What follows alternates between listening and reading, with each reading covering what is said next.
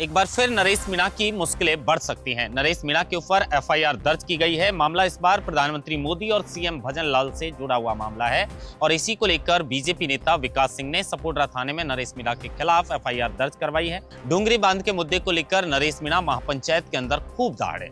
नरेश मीणा का कहना था कि ये डूंगरी बांध के आसपास रहने वाले लोगों के साथ सरकार अन्याय कर रही है, लेकिन सरकार की मनमानी यहाँ पर चलने नहीं देंगे और डूंगरी बांध के मामले में एक ईंट भी यहाँ पर नहीं लगने देंगे। और इसी मामले को लेकर जब मंच पर राकेश टिकैत जो किसान नेता सहित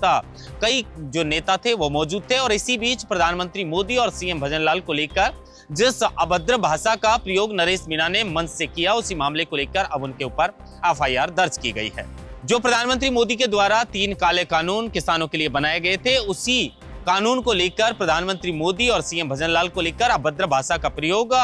सार्वजनिक मंच से नरेश मीणा ने किया था और अब ये कहीं ना कहीं नरेश मीणा के लिए मुश्किलें बढ़ा सकते हैं, क्योंकि मामला जैसा मैंने बताया कि प्रधानमंत्री नरेंद्र मोदी और सीएम भजन लाल से जुड़ा मामला है, जिनके लिए यह अभद्र भाषा का प्रयोग नरेश मीणा ने किया है। डूंगरी बांध का एक ऐसा मुद्दा है जिसमें 80 से ज्यादा गांव प्रभावित हो सकते हैं, ऐसे नेताओं के आरोप हैं। लेकिन भारतीय जनता पार्टी के जो नेता और मंत्री हैं उनका कहना है कि जनता को गुमराह करने का काम किया जा रहा है। डॉक्टर किरोड़ी लाल मीणा का भी यही कहना है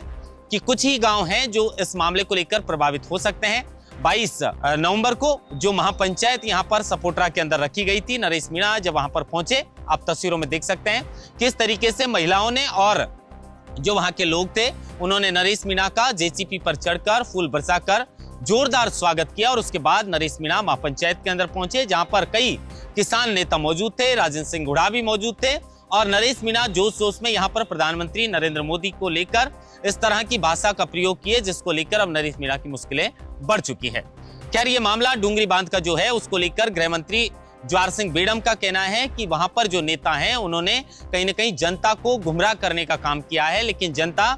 ने पहले डूंगरी बांध को लेकर कई बार आंदोलन भी किए थे। उनका कहना था कि चंबल का जो व्यर्थ पानी वहां से निकलता है उसको बांध के अंदर एकत्रित किया जाए, जिससे किसानों को सिंचाई के अंदर इस मामले को लेकर फायदा पहुंचेगा। लेकिन अब चूंकि डूंगरी बांध के अंदर कहा जा रहा है कि 80 से ज्यादा गांव प्रभावित होंगे, इन गांव वालों का घर उजड़ जाएगा और इसी मामले को लेकर जो डूंगरी बांध के लोग हैं उनके समर्थन में ये तमाम नेता जो आए थे, जिन्होंने महापंचायत बुलाई थी, इनका कहना है कि डूंगरी बांध के लोगों के साथ हम अन्याय नहीं होने देंगे। डूंगरी बांध के मामले में यहाँ पर एक ईंट भी नहीं लगने देंगे। लेकिन इससे अलग अब ये मामला नरेश मीणा की मुश्किलें बढ़ा सकता है, क्योंकि नरेश मीणा ने किसानों के कानूनों को लेकर जिस तरह की अभद्र टिप्पणी प्रधानमंत्री मोदी को लेकर की है, सीएम भजन लाल को लेकर की है, उसी मामले को लेकर जो नेता है बीजेपी के विकास सिंह, उन्होंने सपोट्रा थाने में अभद्र भाषा का प्रयोग प्रधानमंत्री और मुख्यमंत्री के लिए करने के मामले में नरेश मीणा के खिलाफ ये एफआईआर कराई है। और कहीं ना कहीं नरेश मीणा के ऊपर लगातार कई एफआईआर पहले भी दर्ज की जा चुकी हैं।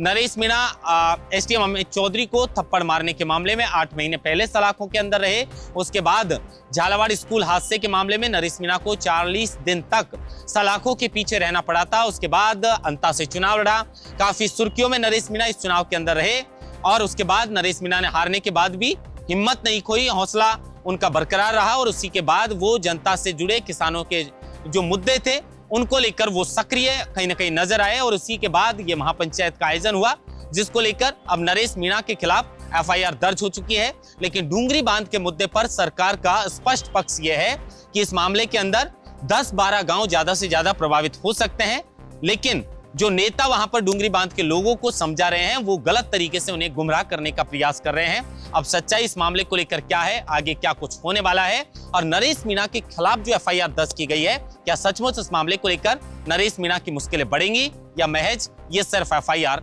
बनकर रह जाएगी। महेंद्र बासुट्टा, लोकमत हिंदी, जयपुर।